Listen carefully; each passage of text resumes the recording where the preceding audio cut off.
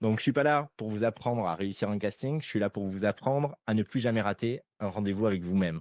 Parce que c'est ça dont il est question. Donc, on peut vouloir qu'on nous choisisse et finalement être soi-même dans l'attente. C'est-à-dire, on donne le pouvoir à l'extérieur et on se dit: «Bah, tiens, je réussis si l'autre me choisit finalement». Mais si on part du principe que nous-mêmes, on joue plus notre valeur sur ce que les autres vont en penser, c'est là qu'on va devenir beaucoup plus magnétique. Plus on s'éloigne de soi, vous connaissez le terme de people pleasing, plaire pour survivre, c'est quelque chose qu'on retrouve beaucoup dans la théorie notamment polyvagale, on va pas rentrer dans les détails techniques, mais finalement dans notre système nerveux et nos blessures font qu'on s'est beaucoup adapté et que parfois, sans même s'en rendre compte, c'est devenu une seconde peau.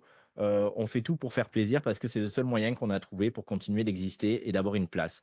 Et si vous déployez ça dans le rapport au casting, ben ça va compliquer les choses parce que vous allez complètement effacer qui vous êtes vraiment et la singularité qui pourrait faire la différence, simplement parce que vous essayez de coller à ce que vous pensez qu'on attend de vous, ce qui n'est pas forcément ce qu'on attend de vous. Ouais, exact et je rebondis dessus. La semaine dernière, on a eu, un mannequin international qui a 18 ans d'expérience qui s'appelle Alex et justement, on parlait de ça, de pourquoi il y en a qui réussissent plus les castings que d'autres et en fait, ben, là, en ce moment, ce qu'on recherche beaucoup, c'est des personnalités, c'est des gens avec qui on a envie de travailler. Est-ce que ce serait cool de travailler avec cette personne?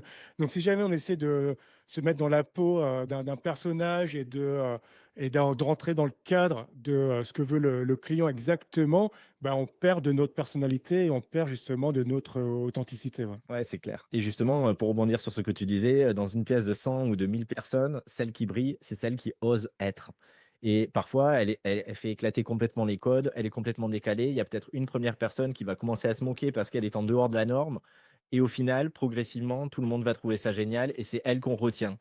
Donc ça ne veut pas dire qu'il faut forcer la singularité et prendre l'extrême, mais ça veut dire que progressivement, il faut plus on va oser être soi, plus on va aller vers l'authenticité et plus finalement ça va marquer les esprits. Parce que parfois on se dit par exemple que c'est, un élément physique, mais ça va être une attitude, ça va être ce qu'on va vibrer, c'est une aura, c'est du charisme, c'est une façon de s'exprimer, une façon de se mouvoir, une façon de rayonner tout simplement qui va faire toute la différence et nous on reste rivés sur des critères objectif ou objectivé en se disant: «Il faut que je sois comme ceci, comme cela, la taille, comment je me quelle est ma corpulence?» et cetera. Alors que finalement, c'est vraiment ce que vous allez dégager.